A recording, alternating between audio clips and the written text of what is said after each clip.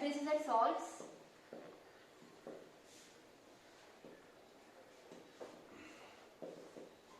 पिछले वाले लेक्चर में थोड़ा सा मैंने इंडिकेटर के बारे में आपको कंसेप्ट दिया, ठीक है, उसको थोड़ा सा मैं रिपीट करती हूँ। इंडिकेटर्स क्या होते हैं? इंडिकेटर्स डाई होती है, ठीक है, dies which changes their color in acidic solution and basic solution। ऐसी चीज जो एसिड और बेस में जब आप डालोगे उसका कलर चेंज होता है, उस चीज को हम क्या कहते हैं? इंडिकेटर कहते हैं। इंडिकेटर तीन तरीके के होते हैं, एक होता है लिटमस, दूसरा होता है मिथाइल ऑरेंज और तीसरा होता है फिनोल्फथलीन।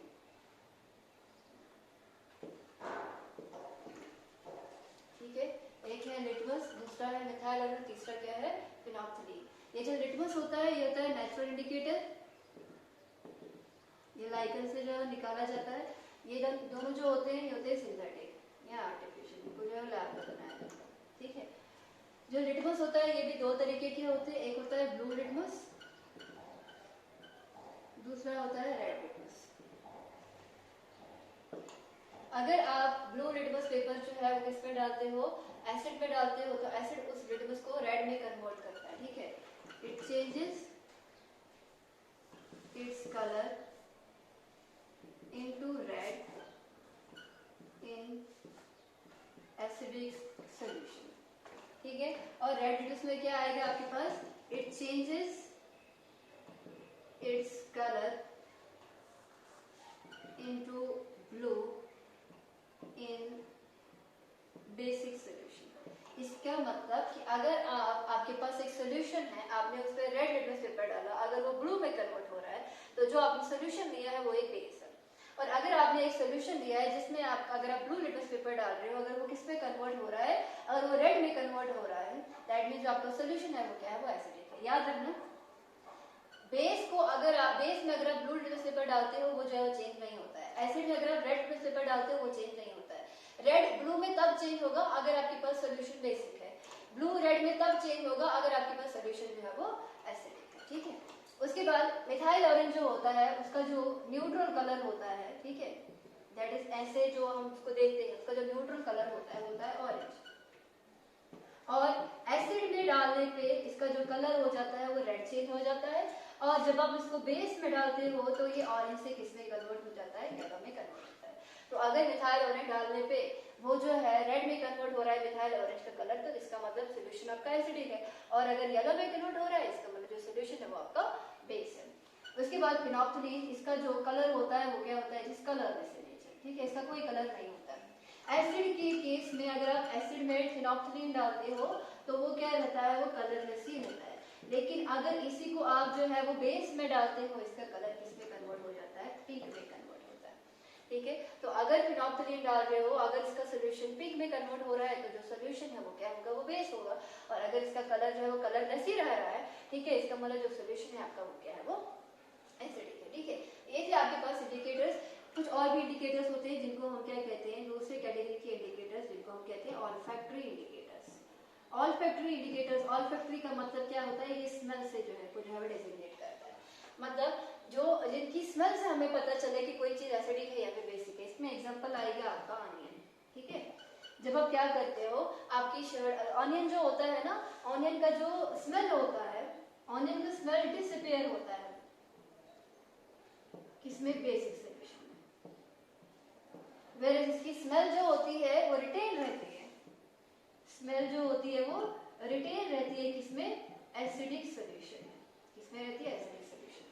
मतलब अगर आपकी शर्ट के ऊपर आपने जो है सोडियम हाइड्रोक्साइड गिरा हुआ होगा, अगर आप उसको जो है वो सोडियम, इसको जो है आप अपनी शर्ट के ऊपर जो है उसको रख लोगे किसके साथ? ऑनियन के साथ, तो ऑनियन की स्मेल आपको जो है वो नहीं आएगी। क्यों?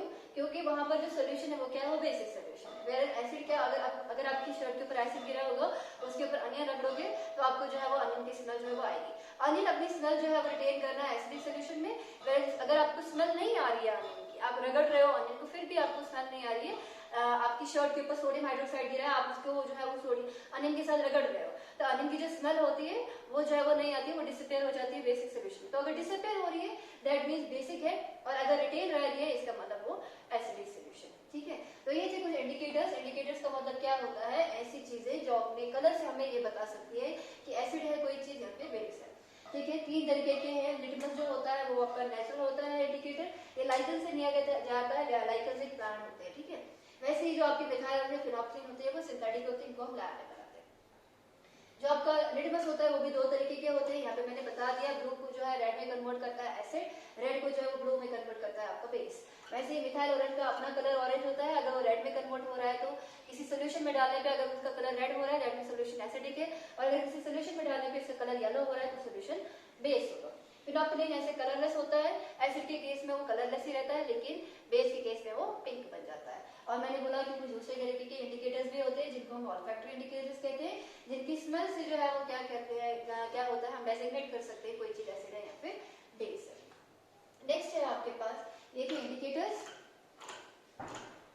आपका फर्स्ट जो टॉपिक है आप इसका वो है मेन टॉपिक, इसका जो है वो है आपका एसिड।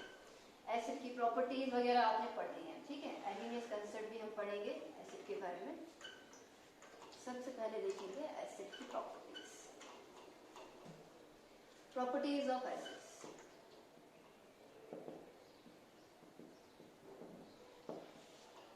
सबसे पहली चीज जो आपका एसिड होता है वो सॉर टेस्ट का होता है, उसका जो टेस्ट होता है वो क्या होता है, वो खट्टा होता है। क्लासिकल कंसेप्ट के हिसाब से इन्होंने बोला था ऐसी चीज जिसका खट्टा टेस्ट होता है वो क्या होता है, आपका एसिड होता है। इसके अलावा जो आपका एसिड होता है वो क्या होता है, it turns blue litmus into red.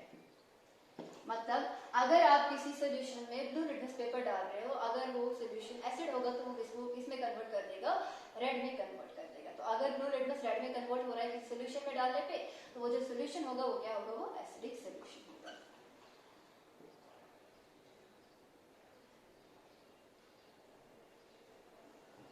Acids conduct electricity, they good conductor of electricity. Why? Because जब आप किसी भी एसिड को पानी में डालते हो, एक्वस सोल्यूशन की बात करें तो एसिड क्या होता है, वो डिसोसिएट होता है। सपोज करो मेरे पास HCl है, मैंने इसको पानी में डिसॉल्व कर दिया, वहां पे बनता है H पॉजिटिव आयन, वहां पे बनते हैं Cl नेगेटिव आयन। पानी में डिसॉल्व करने पे एसिड्स के बनते हैं आयंस, वो आयंस जो है वो मूवेबल होते हैं। कोई भी चीज मैंने बोला था कब इलेक्ट्रिसिटी को कंडक्ट करती है, जब उसके अंदर चार्ज कैरियर्स होते हैं। चार्ज कैरियर्स क्या होते हैं, जो चार्ज को जो है वो एक जगह से दूसरी जगह जो है वो ले जा सकते हैं। वो आपके इलेक्ट्रॉन्स भी हो सकते हैं, वो आपके आयंस भी हो सकते हैं। चूंकि आप जब एसिड को वाटर में डिसॉल्व करते हैं उसके आयंस बनते हैं, वो आयंस मूव कर सकते हैं, इसीलिए क्या होता है जो आपका एसिड होता है वो इलेक्ट्रिसिटी को कंडक्ट करता है। ठीक है, नेक्स्ट है reaction with metals. Next property क्या है, रिएक्शन विद मेटल्स। इसको मैं नंबर 1 करके लिख देती हूँ।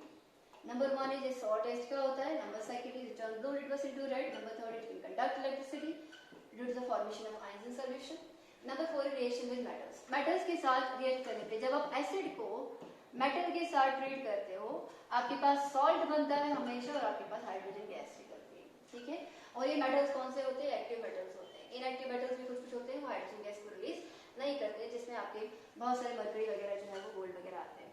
एग्जांपल मैं लेती हूँ, सपोज आपके पास HCl है एसिड की केस में, प्लस आपके पास क्या है मेटल में लेती हूँ, सपोज करो जिंक है, जिंक सॉलिड है, ये सपोज करो मैं एक्वस लेती हूँ और 2 टाइम ले रही हूँ। अब क्या बनना है, यहाँ पे सॉल्ट बनता है, जिंक 2 क्लोरीन के साथ मिलके जो है वो क्या बनाएगा, बेसिकली क्या होता है, हाइड्रोजन यहाँ से रिप्लेस हो जाता है, डिस्प्लेसमेंट रिएक्शन है, हाइड्रोजन निकल जाएगा, उसकी जगह पे यहाँ पर क्या आएगा, जिंक आएगा और आपके पास क्या बनेगा, ZnCl2 एक्वस बनेगा। और यहाँ पे 2 क्लोरीन निकल गए ना, ठीक है, सॉरी यहाँ पर क्या है, एक जिंक जो है वो यहाँ पर आया, यहाँ पे 2 हाइड्रोजन जो है वो निकल गए और हाइड्रोजन किस फॉर्म में निकलेगा, in the form of hydrogen gas. तो जब भी आप क्या करते हो, किसी भी मेटल को जब एसिड के साथ रिएक्ट करते हो, आपके पास सॉल्ट बनता है और प्लस क्या बनता है, हाइड्रोजन गैस बनती है। और ये हाइड्रोजन गैस क्या देती है, ये पफ सॉल्ट देती है। ये मैंने आपको पहले भी बोला था कि सपोज मेरे पास क्या है, मेरे पास एसिड है, उस पर मैंने जो है वो मेटल डाल दिया, वहां से गैस जैसे रिलीज होती है। अगर ऊपर से आप कोई भी लाइटर वगैरह जला के रखते हो, वो क्या होता है, वो गैस जो होती है वहां पर उस कैंडल के साथ या फिर लाइटर के साथ क्या देती है, एक टक देती है, एक पॉप साउंड देती है। जब पॉप साउंड आती है इसका ये मतलब है कि जो गैस निकली है वो कौन सी है, वो हाइड्रोजन गैस है। ठीक है। नंबर 5 है इसमें रिएक्शन में मेटल कार्बोनेट्स एंड बाइकार्बोनेट्स। जब आप एसिड को मेटल के कार्बोनेट के साथ मेटल के बाइकार्बोनेट के साथ रिएक्ट करवाते हैं, सपोज मैंने लिखा यहाँ पे मेटल कार्बोनेट प्लस मैंने एसिड के साथ इसको ट्रीट कर दिया, मेरे पास बनेगा सॉल्ट, मेरे पास बनेगा वाटर और मेरे पास बनेगा कार्बन डाइऑक्साइड। यही चीज होगी बाइकार्बोनेट के केस में भी। मेटल बाइकार्बोनेट को जब मैं एसिड के साथ रिएक्ट करवाती हूँ, ठीक है, मेरे पास फिर से बनेगा सॉल्ट, मेरे पास बनता है वाटर और मेरे पास बनेगा कार्बन डाइऑक्साइड। कार्बोनेट का फॉर्मूला होता है CO3 नेगेटिव, वेयरएज बाइकार्बोनेट ये होता है आपका कार्बोनेट, ये होता है आपके पास this is carbonate and this is bicarbonate. HCO3 negative क्या होता है आपका बाइकार्बोनेट होता है, ठीक है। अगर हम इसकी एग्जांपल्स दें, ठीक है, कार्बोनेट की पहले मैं एग्जांपल लेती हूँ, इसको मैं ऊपर ही लिखती हूँ।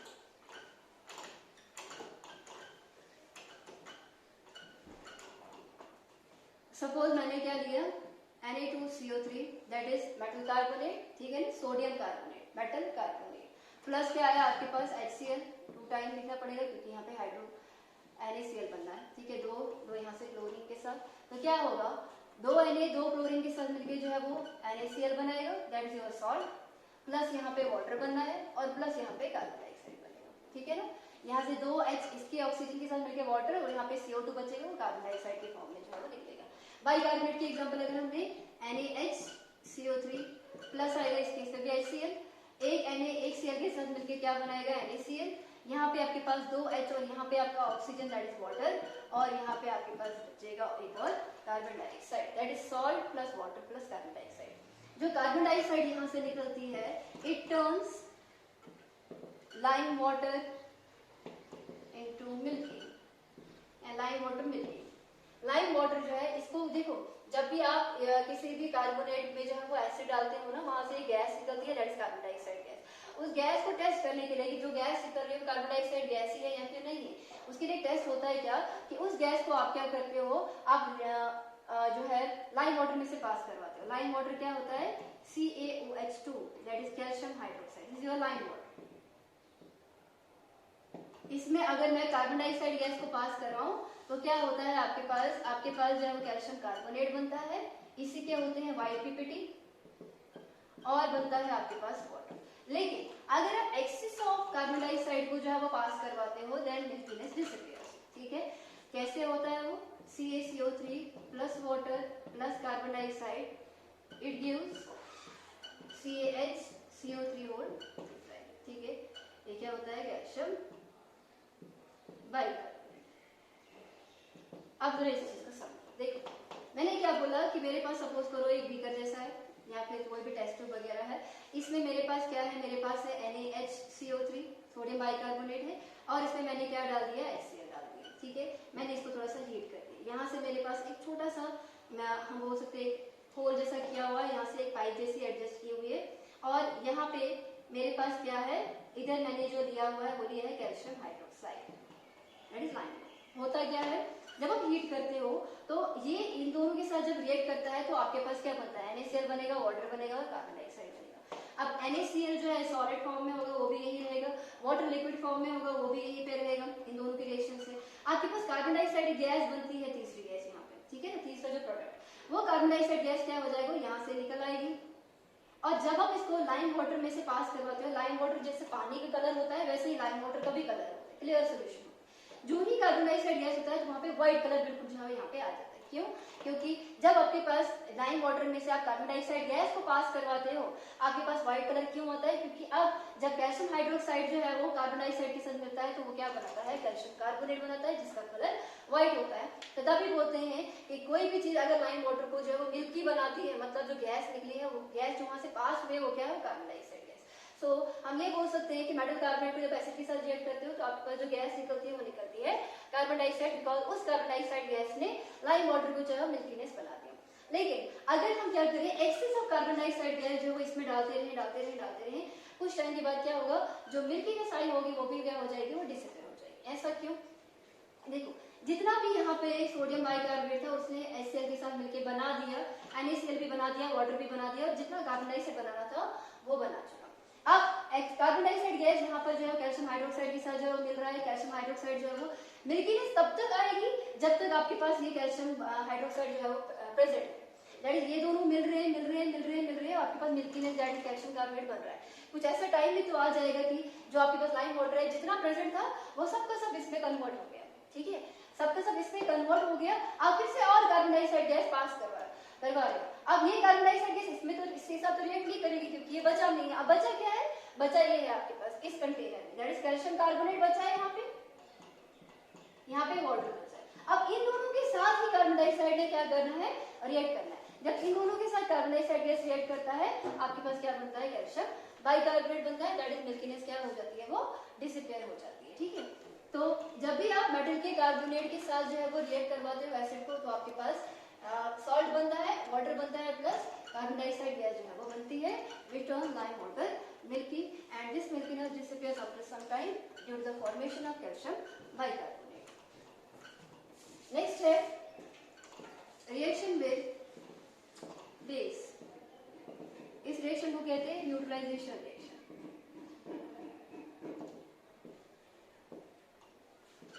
एसिड को जब हम बेस के साथ रिएक्ट करवाते हैं तो बनता है हमेशा आपके पास सॉल्ट प्लस बनता है water.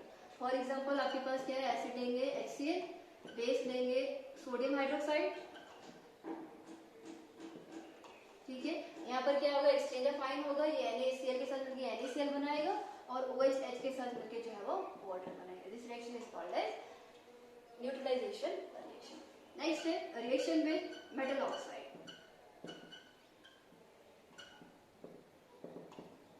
Reaction with metal oxide, suppose आपके पास क्या है, कैल्शियम ऑक्साइड, मेटल क्या है इसके, इसमें कैल्शियम है, इसके साथ ऑक्सीजन है, इसका मतलब कैल्शियम ऑक्साइड। सिंपल भी लिख सकते हैं, metal oxide plus acid it gives salt plus water. देखो सॉल्ट प्लस वाटर तब बनता है, मेरे पास मुझे पता है कि मैंने एसिड रिएक्ट करवाया है, इसका मतलब जो मेरा मेटल ऑक्साइड है वो क्या है, वो बेस होता है, ठीक है। मेटल के जितने भी ऑक्साइड होते हैं they are basic in nature. For example calcium oxide है, उसको हम HCl के साथ रिएक्ट करवाएंगे, HCl क्या है आपका एसिड है, दिस इज मेटल ऑक्साइड, आपके पास क्या बनेगा, CaCl2 बनेगा, कैल्शियम क्लोराइड, ठीक है, और प्लस यहाँ पे दो हाइड्रोजन ऑक्सीजन के साथ मिलकर क्या बनाएगा, वाटर बनाएगा। आपके पास सॉल्ट बना, वाटर बना, this HCl is an acid, so हम ये बोल सकते हैं जो मेटल का ऑक्साइड है वो क्या होता है, वो बेसिक नेचर का होता है क्योंकि एसिड के साथ मिलकर वो क्या बनाता है, सॉल्ट प्लस वाटर बनाता है, ठीक है। नेक्स्ट है रिएक्शन विद सल्फाइड। सल्फाइड क्या होता है आपके पास, सल्फाइड का यहाँ का फॉर्मूला होता है SO3 -. जब आप मेटल सल्फाइड को एसिड के साथ रिएक्ट करवाते हो आपके पास बनता है salt plus water plus sulphur dioxide. जैसे कार्बोनेट के केस में कार्बन डाइऑक्साइड बनता है तो सल्फाइड के केस पे क्या बनेगा, सल्फर डाइऑक्साइड बनेगा। For example CaSO3 plus twice of HCl, तो ये जो क्लोरीन है एक C के साथ Ca के साथ मिलकर क्या बनाएगा, कैल्शियम क्लोराइड, दो हाइड्रोजन यहाँ के ऑक्सीजन के साथ मिलकर बनाएगा वाटर, और इस केस में क्या बचेगा, सल्फर डाइऑक्साइड। यही चीज क्या होगी, यही चीज होगी मेटल बाइसल्फाइड के केस में भी।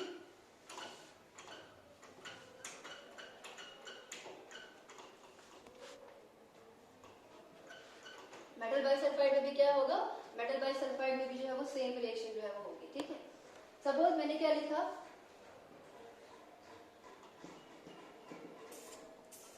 इसको भी यहीं पे ऐड करती हूँ, सल्फाइड और बाइसल्फाइड, ठीक है। सल्फाइड के साथ मिलके salt plus water plus sulphur dioxide, bisulphide में सपोज करो मेरे पास है NaHSO3 सोडियम बाइसल्फाइड, ठीक है। प्लस क्या आएगा आपके पास, कोई भी एसिड डाल दो, सपोज करो HCl डाल दिया, ये Cl Na के साथ मिलकर क्या बनाएगा, NaCl, ये H, इसका H और इसका ऑक्सीजन मिलके वाटर बनाएगा, और आपके पास बचेगा सल्फर डाइऑक्साइड गैस। सो सल्फाइड के साथ रिएक्ट करने पे क्या बनाता है, सल्फर डाइऑक्साइड। और लास्ट रिएक्शन है इसकी, वो क्या है, रिएक्शन विद सल्फाइड, ये D वाला है, ठीक है। सल्फाइड जो होता है H2 नेगेटिव इसका चार्ज होता है, ठीक है। सपोज करो आपके पास आयरन सल्फाइड है, आप उसको जो है वो HCl के साथ रिएक्ट करवा रहे हो, ठीक है, तो क्या होगा इस केस में जो है H2S गैस रिलीज होती है, H2S गैस इज रिलीज, ठीक है। Fe जो है ये 2 क्लोरीन के साथ मिलकर बनेगा आपके पास FeCl2 प्लस यहाँ पर क्या होगा 2 हाइड्रोजन और सल्फर के साथ मिलकर H2S गैस बनेगा। ये जो H2S गैस होता है इसका रोटरनाइलाइज स्मेल होती है, सड़े हुए अंडे की जैसी स्मेल होती है, ठीक है। सो ध्यान रखना ये जो SO3 2 नेगेटिव है this is your sulphide FeHIT। अगर हम HSO3 नेगेटिव लिख रहे हैं ये होता है बाइसल्फाइड। अगर हम CO3 2 नेगेटिव लिख रहे हैं वो होता है कार्बोनेट। अगर हम HCO3 नेगेटिव लिखते हैं वो होता है बाइकार्बोनेट, ठीक है। और अगर हम S और उसके ऊपर खाली 2 नेगेटिव चार्ज होता है तो उसको हम लिखते हैं सल्फाइड, ठीक है। तो ये कुछ केमिकल रिएक्शंस थी एसिड की, ठीक है। इसके बाद हमने जो है रिंग कंसेप्ट पढ़ना हम नेक्स्ट लेक्चर